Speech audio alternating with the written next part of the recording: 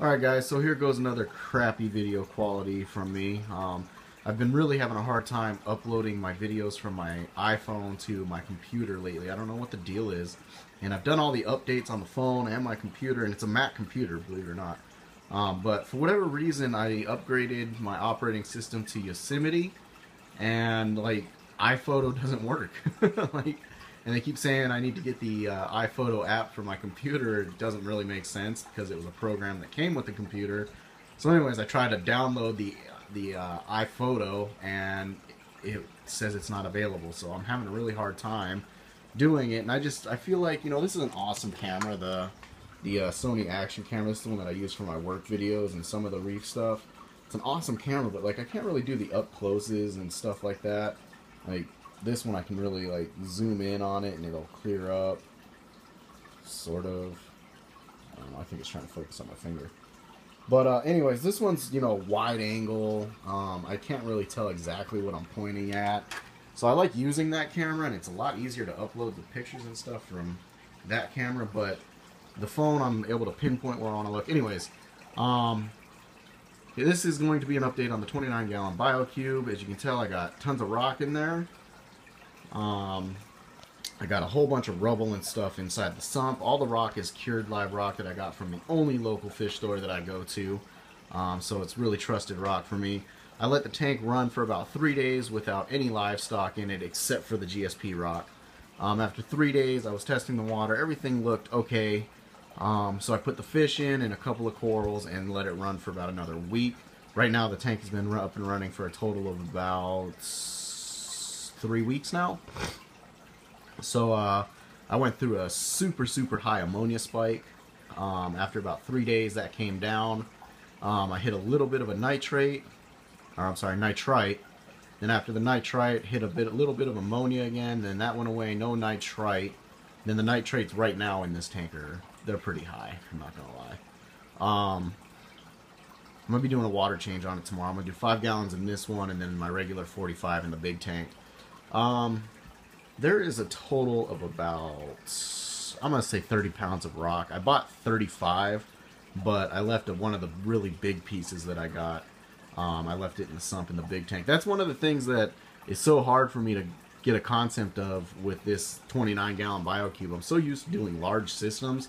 So when I was buying the rock for this tank, I was buying enormous pieces. So I got home and they were all too big. But the GSP rock, this rock right here is going to be coming out or relocated because I don't like the scape right now. And then the GSP rock, I'm going to lean against the back wall so the GSP can start growing up the back wall. I just tonight finished putting in the rest of the corals out of my Nano Cube 12DX, and they're doing all right. That Zoa has been in there for a couple of days. It's doing good. Those ones will open up momentarily. The lights just turned on, so things are still opening up. But I just finished putting in the corals. There's some hermit crabs in here. I did what I wanted to do with the sump. I raised the baffle height, so that raised my water level in the in the refugium section, where I have entirely too much rock rubble, so some of that will be coming out. I'm using a Rio 800 Plus as a return pump from the sump.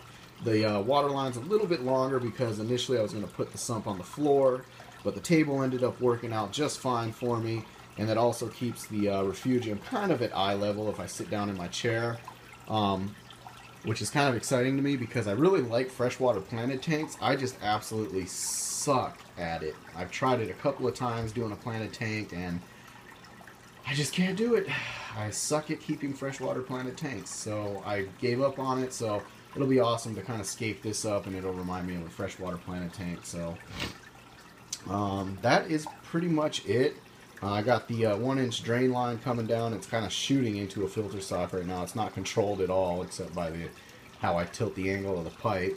I forgot to get some of the plumbing parts. That's why it is the way it is. So tomorrow I'm going to finish getting my plumbing parts and finish up the return all nicey nice. Probably shorten up this return line a little bit. I do have a WP10 that I'm going to be putting on the back wall here. And then I have a high door rotating deflector that I'm going to be putting up on the return nozzle there. Mars Aqua LED light is on right now.